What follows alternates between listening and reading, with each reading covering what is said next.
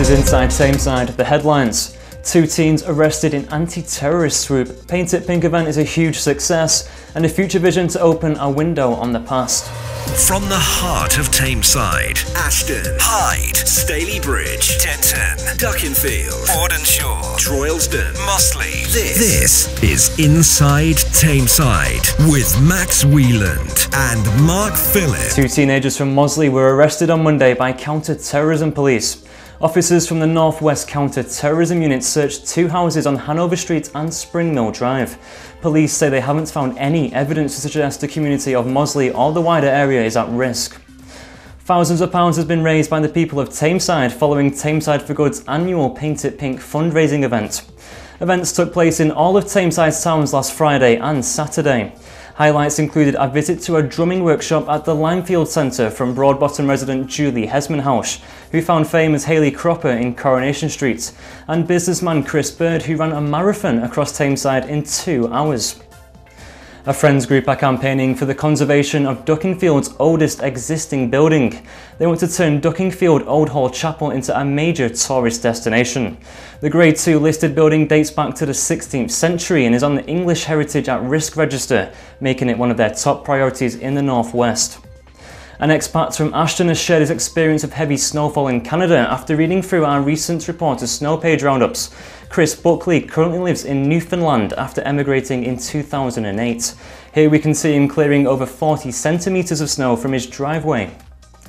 A Staley Bridge Primary School has become the first school in the Northwest to become an Eco-School Ambassador. Only 8 other primary schools in the UK have been chosen by the Eco-Schools team at Keep Britain Tidy to become a flagship school. And Tuesday's Pancake Day saw 12 teams compete in the annual Tameside Pancake Tossing Tournament.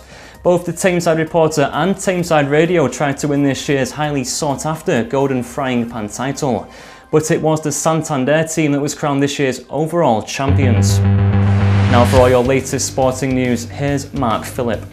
The big sporting news this week comes from Glossop North End, where Chris Wilcox men secured their place in the semi-final of the Men United Cup. The Hillmen ran out 3-0 winners on Tuesday night against fellow Premier Division side Squires Gate.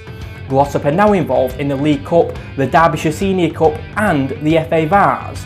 Glossop travel to Dunstan UTS in the FA Vars 5th round replay tomorrow, following last Saturday's 2-2 draw. Elsewhere, Ashton United's magnificent league run came to a disappointing end on Tuesday evening.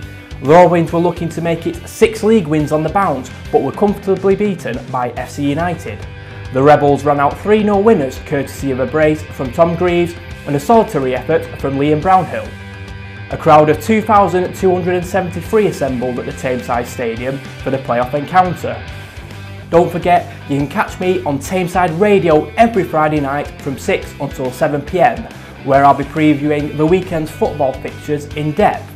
If you want to feature on Sporting Spotlight and promote the sport you love, then you can get in touch with me through the following email address or on Twitter. Thanks for that, Mark. As usual, you can read all these stories and much more in this week's edition of the Tameside Reporter and Glossop Chronicle.